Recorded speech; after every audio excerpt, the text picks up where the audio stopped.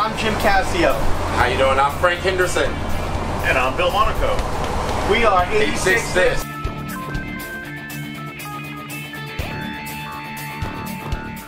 Welcome to 86 This, everybody. My name is Jim Casio. My good friend Frank Henderson is over here.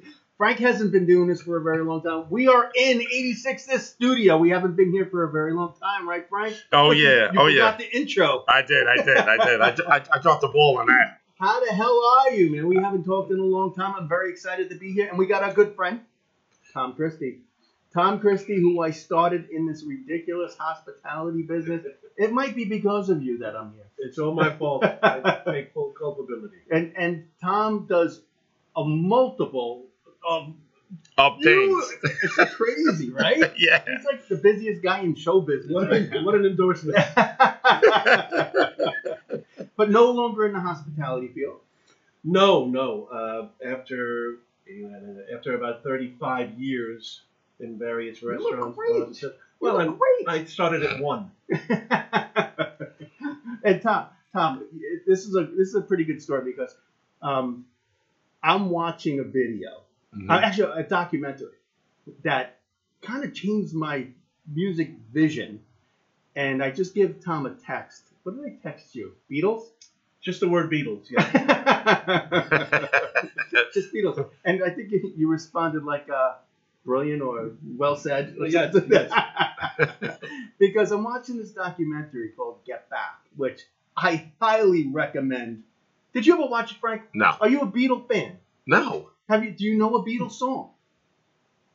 I did. I just can't remember. No. Yeah. No. That was 3 no's and 8 Yeah. No. You know what it is? I can't remember. Wait a minute. If you give me, like, if you start it off, I can probably get it. I Want to Hold Your Hand. Oh, yeah. I know that song. I'm a Loser. I don't know that song. No.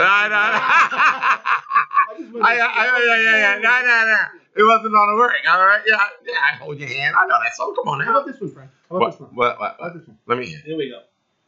Name that tune. Oh, darling. That's the Beatles. Oh, yeah. You know what I thought that was? I thought that was Richie Valens. Valens time. The guy that died in a plane crash. Come on, Tom. Name that tune. Name that song. You can do it. I think Richie Valentine is actually Richie Valens. Yeah. And, Yeah, same shit. Valentine. It's the same thing.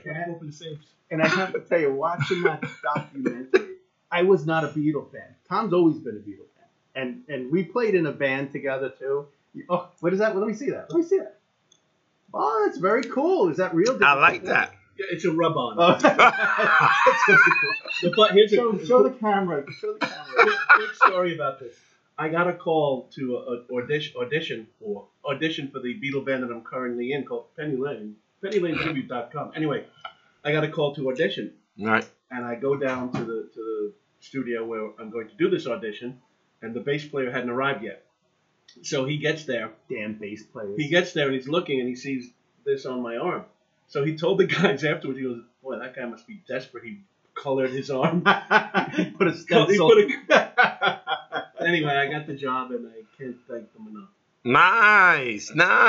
Tom and I actually played the band for a while, and I couldn't stand the Beatles. I don't know why. It might have been this egotistical guitar playing stupidity that everybody liked the Beatles, so I don't like them. You know, it's like everyone likes Led Zeppelin. I'm not gonna like them, and so I like Jimmy Buffett instead. Listen, I like Jimmy Buffett too, so Fair trade. that is a fair trade. No, so now I watched this amazing documentary. I got to tell, and you know what? This is a hospitality podcast that we always do, but I got to talk about this for just a few moments because you watched this, and Tom, you watched this because we kind of went back and forth a little bit. And Frank, this band is unraveling during this whole document. It's very long, but I think being long was important because you get to see they didn't know they were walking into cameras, and this band had to create a whole album in 2 weeks because they were going to do this show. So they didn't bring anything. There was really not a lot at the table. There was a couple of songs. Oh Darling wasn't one of them. No. Yeah. But I know John Lennon brought a couple of tunes, and then John Lennon ran out of ideas. And they talked about it on camera. It was like, Paul McCartney goes up to him, you got anything else? And How about we dig up One After 909, which they had written, like when they were 15 years old. Yeah. Okay. yeah. And so when you watch this, clearly they don't want to be doing this anymore, but they're going to go out with a bang, and nobody's inspired. It's really like, and you probably feel better than I do about it, because I feel like I just discovered the Beatles. And I think Paul McCartney is a total genius and doesn't get the credit that's due for his songwriting ability. It was amazing. And again, I know as the team, and you get to see that teamwork, because I was like, wow, John Lennon's he's sitting on his ass, and Paul McCartney's writing all these amazing songs. Let me give you a little sample of those songs, by the way. Bring it on, bring it on. Right, this is someone else who died in a plane crash. I listen. I'm just saying. It sounded like him. Shit. So I did hear this one. All right. I don't know if you guys heard this one. Let me hear it. Oh, well. You guys ever hear that one? I heard that one. And then there were a couple others, but Paul McCartney then sits down after he has this serious conversation. And this is going to be really quick, because I know this is going to be boring for a lot of people, because it's such a long thing, but it made me look at this band completely different. And basically has like a one-on-one with these guys, and I'm like, look, we're going through the doldrums. Let's get it together. And he goes, listen, I want to be part of this, and I want to really knock it out of the park. Let's do it. And kind of sparked everybody a little bit. And just as he started to come up with all these songs, would you like to hear one? Yeah, let me hear one more. I'm dying to hear one more. What's the one? Let's hear it. And you know what, Tom? I remember talking to you about this, but I don't even know if you know that they did this one. He was writing this one. Get back homeward. I don't recall hearing him writing this one at that point. Maybe a couple of the chords on the piano, but And he was trying to figure it out. And then he also touched on this one.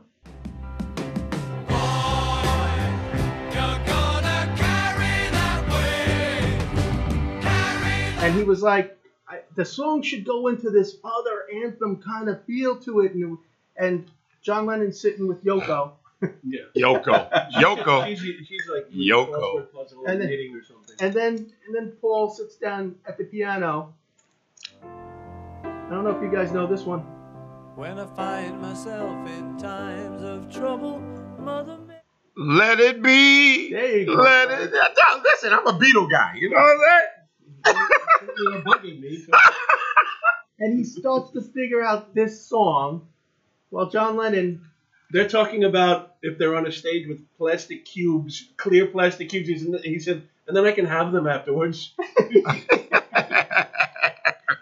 And then during that same stretch of trying to figure out that song, all of a sudden in the background you hear The long and winding road. one of my favorite songs, that leads. I Want to Cry. Yeah, I'm gonna start crying now. My first time hearing, I want to cry. So all these incredible songs start coming together, and of course, this one Rosetta. This one started to come out also.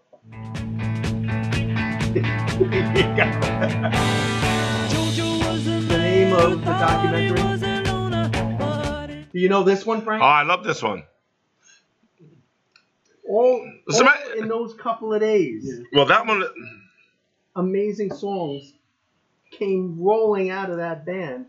And then it woke up John Lennon, obviously. And you see him sit down, and all of a sudden they start looking at each other. They got this look, and it was just magical. I mean, really. I mean, When they were on the same wavelength, they could pump things out like nobody's business. And yeah. And then George Harrison walks out, quits the band. He goes, I'm going home. He said, I'll catch you in the pub. Yeah. Clubs, I'll catch you in the clubs. He decides he's going to quit the band. So John says, we'll just get Eric, meaning Eric Clapton. Eric Right. Clapton. I'll get Eric to join. Yeah. Like it was almost like, Oh, well. It was like Forrest Gump. You know when he started jogging, then he just stopped running. He said, "I'm done. I'm going home." Yeah, that's exactly what happened. It's like, all of a sudden he just like, put on his coat. He's like, okay, I'm going home. That's it. I'm done. I'm out of here. And then all of a sudden, right away, Eric Clapton's name. They were talking about Billy Preston.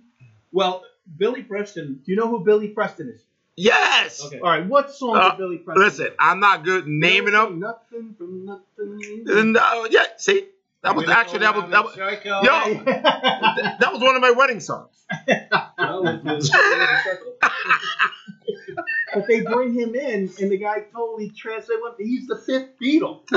He sits down. They're jamming on the song. He just sits down and starts playing an incredible lead to the song they're working. And he didn't come in to play with them. He came in just to visit. Yeah, and I think that was one of the things that sparked them as well, having somebody else come in and to really get them back where they needed to be. Get them back. Yeah, and then they did a rooftop concert they all froze their asses off, but the rest was history. And I got to tell you, it was a very amazing thing to watch. So, what I'm gathering out of this is you're a Beatle fan now. I just got the Let It Be T-shirt. And I got the Beatles on my Sirius XM. What is going on? No more. So no more Jimmy Buffett? No, I still listen to Buffett, but I'm a huge Beatle fan because the brains. These guys are brilliant. No, okay. And anybody who didn't recognize that, like I haven't my whole life. I played the guitar for something years, and he played it quite well. No. Actually, you did. I was there. No, it was good. It was good. The Beatles. I think we did Twist and Shout. That was the best we did. But and I think it was because of the egos that were involved. It wasn't because of that we didn't like the Beatles or we wanted to do something more involved. What was the keyboard player? Mark. I don't think Mark. Can we say last names? Is that okay? Yeah. Mark Booster. Mark. Listen. Yes. Yeah. Oh, most definitely. What do you mean, no? I've hung that up. Oh, stop. No, it's like riding a bike. No. Yes, it is. No, I tried riding that bike. It doesn't work anymore. No, you're not inspired a little bit. No, you don't have that little fire right now. Tom knows this because I actually texted him on it. I came up with this brilliant idea a couple of years ago. Country band. I'm going to go country. He sends me these really elaborate listen. This guy. Listen, yeah. I know him for so many years. What? Yeah. He's always strictly Billy Joel and Buffett. Now all of a sudden, now he's Toby Keith. But look at the guys. Look at the guys again. He's in Penny Lane. Tyrone from Next Level, and me. We're gonna start a country band. Yeah. Country. Yeah. It's gonna be great. It's gonna happen. Where's it gonna be great at? But I sat down and I'm like, I'm learning all these country. I'm sending this Tyrone. We're gonna learn this. We're gonna learn that. And I'm like, then all of a sudden, I went back to work. I was It's not gonna work out. He sings reggae. How does that not even fit into country? But you know what? The great thing is that Tom is now with a Beatle cover band called Penny Lane. And Tom, where can they find it? The other day, I get a text from James. Not a text. I get an email update that you guys are about to go live on Facebook from James DiNapoli. I guess he puts it live on Facebook, which I'm not in favor of, but he does do that. Yeah. Now he is what with the band? Name the guy. Let's give them all a shout out. Well, you have James DiNapoli, who is lead guitar, vocals, and he's basically the leader of the band. He put it together. Okay. Bob Curtis is rhythm guitar, vocals, so I guess you'd equate him with John, kind of. Okay. Mark Elliott Kalman plays bass, so he'd be considered Paul, but I'll get to that in a second. Excuse me. And I'm the drummer and vocalist as well. But we sometimes will wear jackets that they wore, whether it's the Shea Stadium concert or the Sgt. Pepper outfit. But we don't wear wigs. We don't, make believe we're the Beatles. We say, that's Mark. I guess probably need the wigs. And we don't, they don't make it my size. But and we don't, like, if it's a Paul McCartney song, that doesn't mean that Mark has to sing it. You know, Right. some of them I will sing, some of them Bob will sing, and whoever sounds best. Right. What we take most pride in is the vocals, the harmonies and the vocals. Yeah, they're amazing. With the Beatles, you know, you really have to nail those. We do. And I think we do a pretty good job. I never like to compliment myself, so I'm basically complimenting them. No, but the reason why I brought it up is because I tuned in because I was hoping to see you. You know, I'm always, even when you were in my band, I was a big fan of you when you did the music that we did. And you were. In fact, you were doing the next song. So, I don't know who was like the guy talking, the host of the Before event. we went on? Yeah. Who says, wait till you see Tom. Tom's going to knock it. Wait till you see what Tom's going to do right now. That's the Wise Man, Bill Wise from 98.1 Oldies 98. Oh, okay. Oh, well. And I've known him for years. He actually Oldies, huh? met him, well, You were there already. yeah. I'm- an oldies yeah. station in here, you know. So I'm glad you guys said you guys are there already. I like that. I like to hear that. You know what I'm saying? I still got a couple more years. You know We what I'm saying? met the Wise Man when I was with Double Play with Steve Oh, really? out at Claudio's. Oh, He wow. was there with his wife and a few other people. They got hammered. Steve is another person we played with in the, I guess, I don't know. Circle. What do you want to call it? Circle Double of. play. Yes. That was a fun time. Too. That was a fun Yeah. time. Steve and I ended up playing for 17 years together. Wow. Damn. Holy mackerel. And it was a wonderful time. Probably the most fun I've ever had. Yeah. Yeah, listen. Because I had the stand-up thing, so I could kind of be a clown in the front You know, rather than being... And you guys actually worked really good together. You guys were like, It was a show. it was a show. It wasn't right. It wasn't like a band. It was. It wasn't always serious too. You know, it was Right. fun. You had fun with what you did. Which, Yes. which I think is so important. I do miss all that. That those days. Well, I miss a lot of those days. Wish those days would be back right now. Yeah. There's nothing like a Sunday afternoon in Claudio. Claudio's. Oh my God. That shit was fun. It was fun. Claudio's is out in Greenport, just in case nobody knows, and it's a wonderful, wonderful vacation spot. But let's get back to Penny Lane for 1 minute, because I know you guys have very big social media presence there. They do. I myself am not on Facebook. I got off it probably almost 2 years ago now, when all the different political things were bashing each other, and friends are not friends anymore, and this that. And I was only on it basically to shamelessly plug the bands I was in. Right, So I was like, I'll let them shamelessly plug, and I'll just back off. Well, you guys sounded great, you know. Well, thank you. But now you talk about the political part of all that. Now, how do you feel? What do you guys feel about social media? And you Frank, My Place Tavern, Selden. Selden, I'm on They're there. cranking right now, and he's doing a great job. I heard the pool table's open tonight. The pool table's open tonight. Social media is like kind of It's working. It could be your positive part of your business, or it could be your negative part of your business. Listen, you're never ever going to please everyone. Right. Okay, it's always going to be that one person that's just going to complain, no matter what it is. We talked about it, I think, a couple of episodes ago about a woman, you know, that shamed that girl. You know, it's just you're never going to please everybody. You know, if you make one person happy, the other person's going to get mad. So I look at that as, fuck it. Well, It is what it is. Well, I have a friend, and this just happened. Get out of here.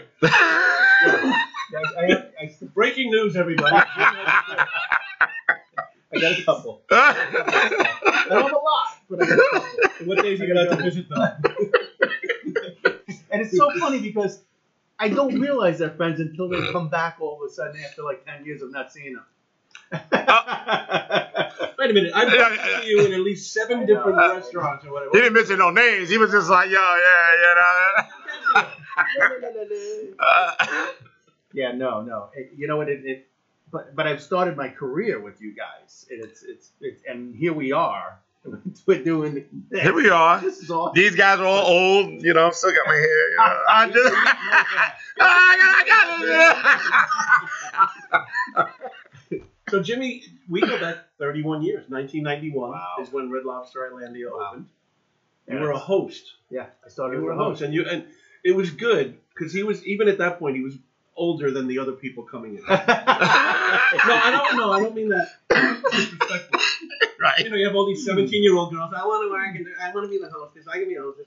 And he was, you know, basically the one who. I came out of Paradise. Oh, okay. Okay. Okay. I was in my. He went from paradise to hell. Yeah. You know what? I met some great people. That's true. Brian, you. I mean, Brian, I spoke to Brian today. But yeah. So that's when we started, and then I think it was a few months afterwards when you said, I guess we spoke about music or something, and I hadn't been playing at the time with anybody, and then you said, I'm in a band with a guy. We're looking for a drummer. Yeah. I was like, well, I play the drums, and he said, well, would you want to audition? I said, sure. So I go, what kind of music? Well, 70s, 80s. 90s. Well, not really. The 90s weren't there yet. Actually, it was new music. We were in the 70s and 80s. Yeah. So, no, they're right. You guys were in the 70s and 80s. That's all I want to know. And he says we play, like 7 different Rush songs. And I was never a fan of the band Rush. I never really listened to them. I didn't get it. Like, when I was growing up, you either like ELP, Emerson, Lake and Palmer, or Rush, Carl Palmer versus Neil Peart. So I said, all right, I'll audition. What are the songs? So some of them were Margaritaville, regular standards. Then there's like, what are the Rush songs called? Limelight and Spirit of Radio and this and that. So I buy a Rush Greatest Hits CD, and I'm like, oh my God. Yeah. But I learned them. And we did Sticks. We did Sticks. And it was 3 of us. Jimmy on guitar and vocals. I was on drums and vocals. And Mark Busetta, who we mentioned, was on keyboards and vocals. And he would play bass. He had this thing by his foot to play the bass. Yeah. Like Mark was good. Yeah, he was something. He Yeah. Mark was good. Yeah, he was awesome. And we were good, man. We nailed the songs we did. I bet you he moved to another state. Maybe. Nah. And you know what? I never knew the words to the songs. No. I used to make up my own words.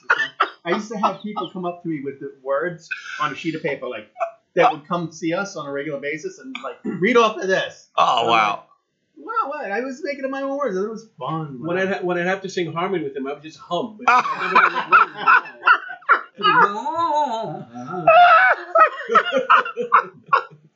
We had great harmonies. Oh, my God. They were tight. They were really good. It was a good time. It was a good time. And then one of us decided he was too good and left. Oh. And then Mark and I played a few shows as a duo.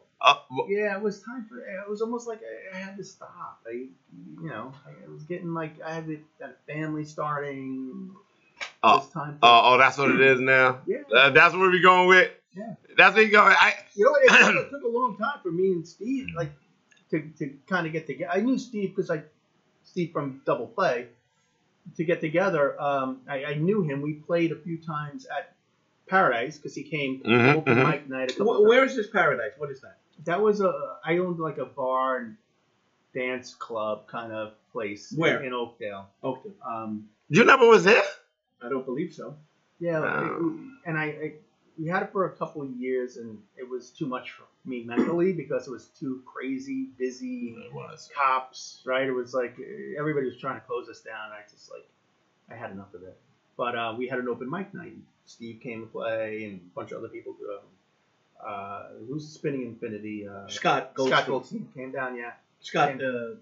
He came down with a sax. He goes by Scott Corey. Yeah, he came down with a saxophone and stuff like that, and it was great. We played, and I think Mark came too. I think that's how I met Mark too.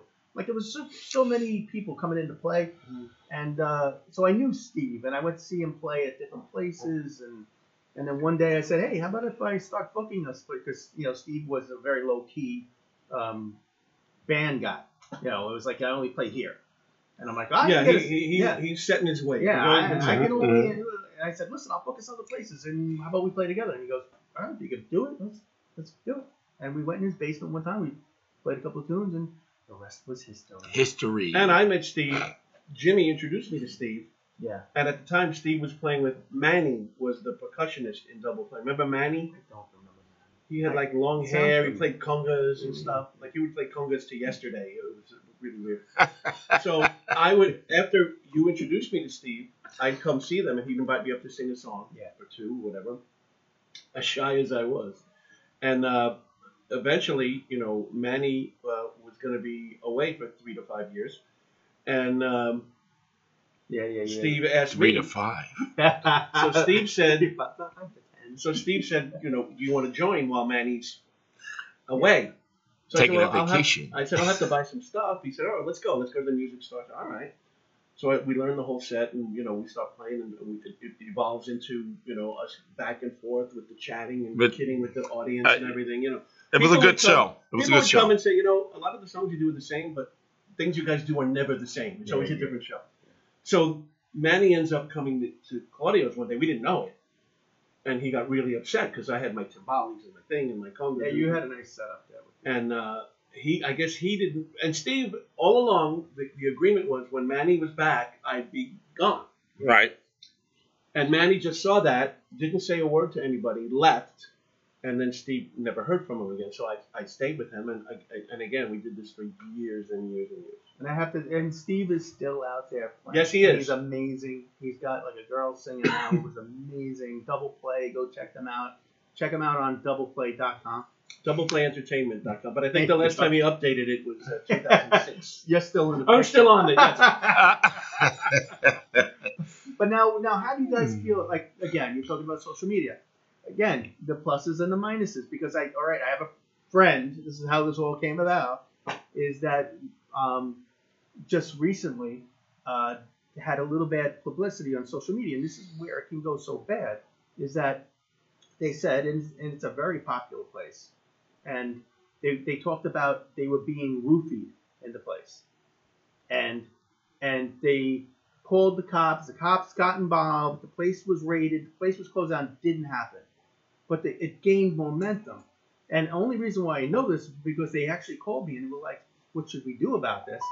And it really pisses me off because there's a certain responsibility that needs to be had when you use social media.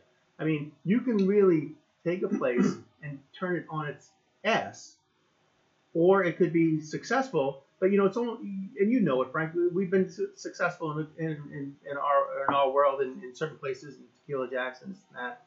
And it's like everybody wants you to be successful until you're successful, and then all of a sudden the claws come out. It's like Now this person happens to be very successful at what they're doing right now, and it really turned them on their head. And what I couldn't figure out is like people were calling saying, "I heard they were closed." And they were canceling out parties and like nothing ever happened. This was somebody who probably couldn't get into the place because of their ID was bad or whatever it was. And this is where like social media takes a turn for like, it's like, how do you police this? Like somebody needs to be paying attention to this. Well, if I may, and there are a few ways to look at it, of course. Someone who, for some reason, has a grudge against a place or whatever and gives it a horrible review, even if they were never there. Right. But let's talk about the people who read these posts. They need to be responsible as well and say, you know what? I can read anything I want about a place. I need to verify for myself how the place is. But people aren't like that anymore. They believe everything they read. And because of public's perception, which, again, a lot of things are not what you read, but what you see. And a lot of times if you see, don't go, bad place, that's what you really see. You don't see the small writing in between or whatever it might be. But I have to tell you, the fact that people can get away with this is just, and again, it's a public forum. You know what it is? I look at it like this. You're never, again, gonna satisfy anybody. We said this earlier. Now, say for instance, I understand that, but 90% of the time when someone says, "Oh, I've been roofied," it's a girl, correct? Well, it's a girl. I also look at it as, did you get caught? Did you go out, had too much to drink, did something stupid, and then got called out on it, and the first thing out of your mouth is, "I was roofied." Yeah, the boyfriend finds out she was with the boyfriend. Exactly. Or the mom and dad. I would never do that, Mom. I'm a good girl. I must have been roofied. But now, instead of taking responsibility, and what that does, and unfortunately, it does happen. It does, and it's a terrible thing. Oh, it's horrible. But what that does, if something like that does happen, it tarnishes people who it really did happen to. Right. And now there's always a little shadow. Well, that happens all day. Everybody lie about this, did this when it comes all out. Just you know, and it didn't really happen. Do you feel like there should be repercussions for that? It'll never happen that way. It should. Yes, they should throw the book at them. Not gonna happen. Why? Because it's just not gonna happen. Well, why? Trump got thrown off a friggin' There you go. Yeah. He got thrown off of something. But again, Talk about we're politics. but all I'm saying is it does happen. We just have to look at it. I look at it like, listen, 3 sides to every story. If you say that happened there, well, I'm still gonna go. Just like a movie. I go, Tom, Top Gun sucked. Or either you don't go there, go to the movies, watch it, and then have your own opinion, or you go, yo, Frank said it sucks, so I'm not going there. No. You know what I'm saying? Yeah, but that you gotta go. You gotta do what's best for you. I will look at reviews of whether it's a movie, a restaurant, a bar, an album, whatever. I certainly don't look at reviews about this. I will look at them. Well, there aren't any. I will look at them, but I won't. Good thing, Tom. I won't base what I do on that review. But there are people that do that. As we speaking about it right now, they are having a really rough time right now, and it's the place that you're talking about. Yeah, they're having it's gaining ground, and it's But the only thing I say to them is they need to do a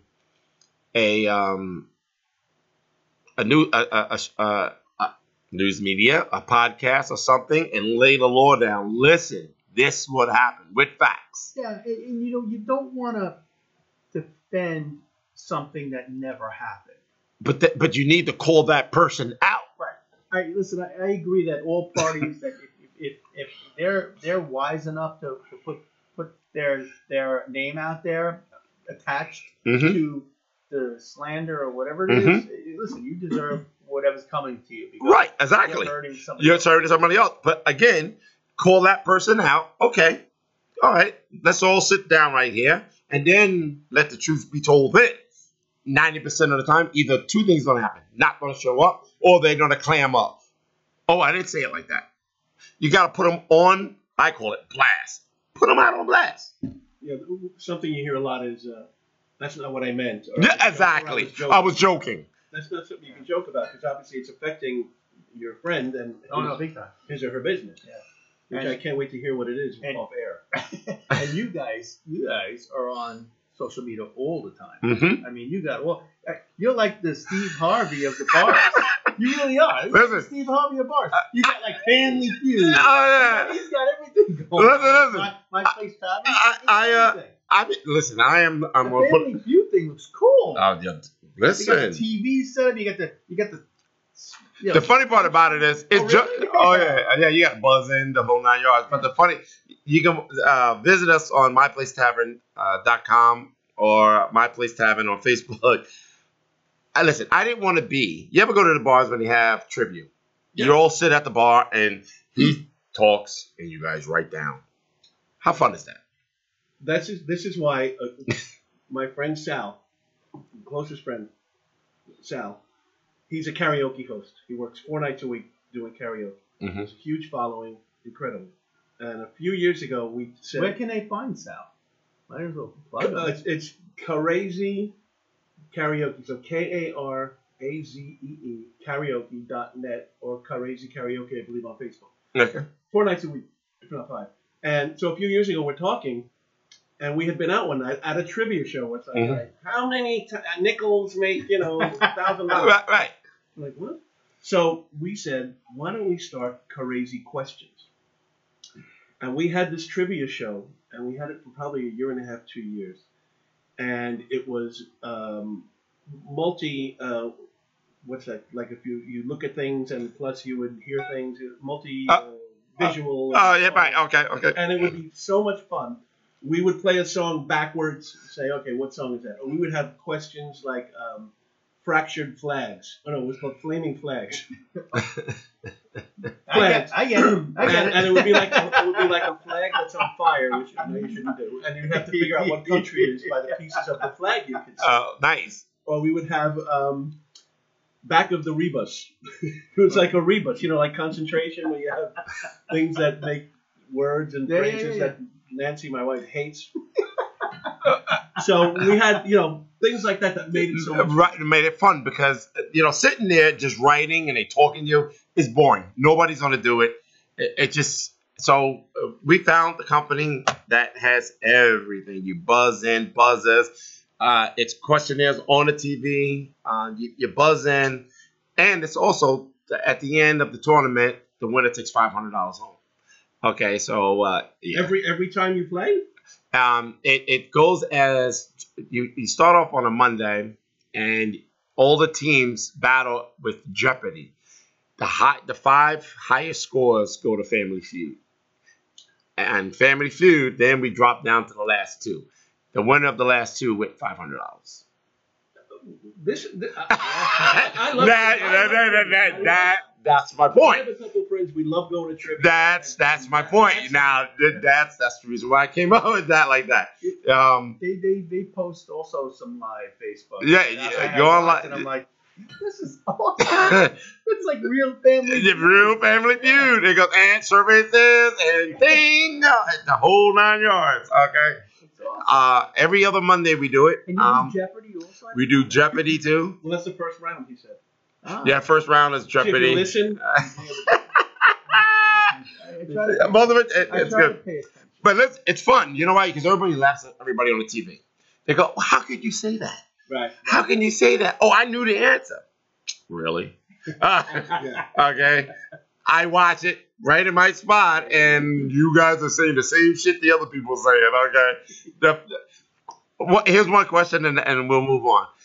What do you play with a curved stick?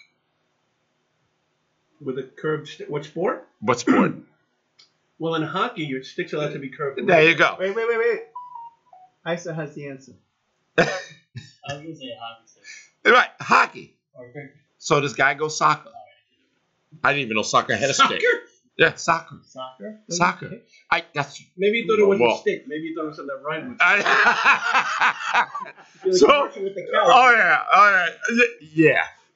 yeah. Okay. And the whole place turned around and said, "What? Fucking soccer?" I was like, "No sticks in soccer." But again, everybody laughs at people on the show.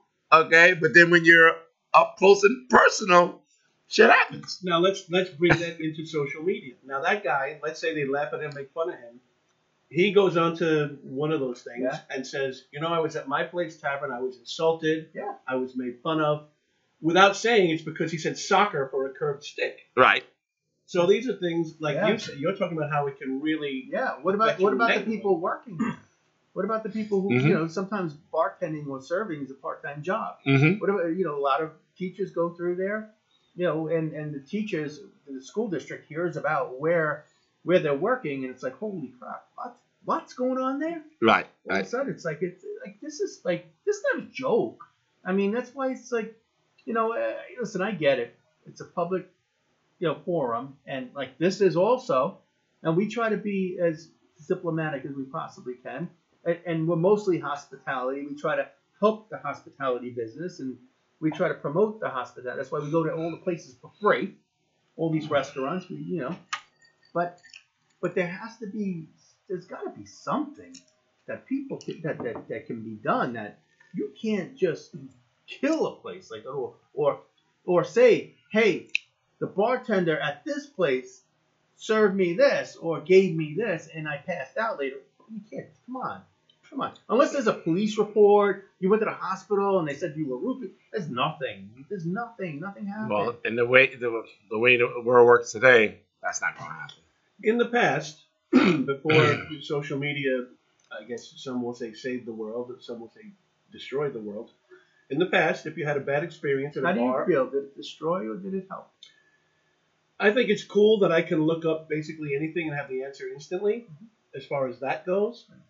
But again, it can damage someone's character, someone's business. It can damage someone's life if it's misused, or the people reading it just take everything they read for what it is, instead of having their own mind and saying, okay, maybe this happened to that person, but what are the circumstances?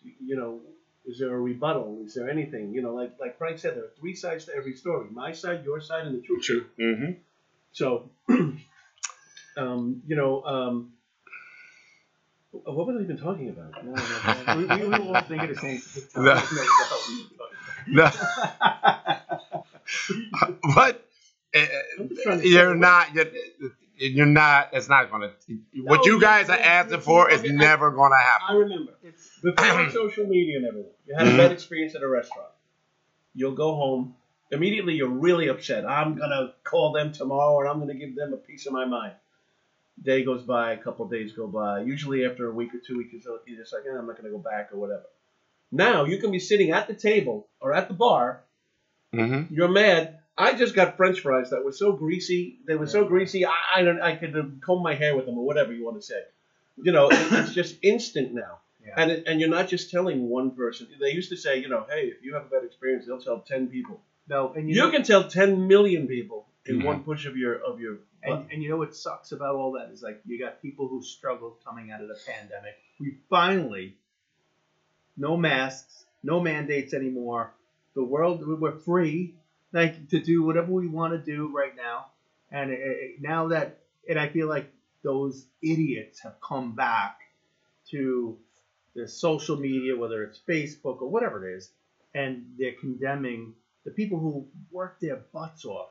And listen, everybody worked really hard, and some didn't work so hard during the pandemic, but people who worked really hard to try and please people, to make sure that your day is going to be spectacular, and to have them just like crush it. It's just I don't know. I have a really it sucks, but again, I mean, the only thing I can say he has to do. You don't think it's ever going to change, Frankie? Nope. No, if anything, perception. It'll get worse. Yeah, because perception. No, yeah. Everyone is about perception. They don't give a shit about the truth. And when you do finally get the truth, you'll never hear about it. Yeah. No, I hear you. Well, listen. Thank you guys very much, Frank. Love you, man. Tom, love you, Tom. You too, man. We need you here now. Yo, you got to be like part of the team. For being part of 86. This, yeah. Coming back? Yeah. No,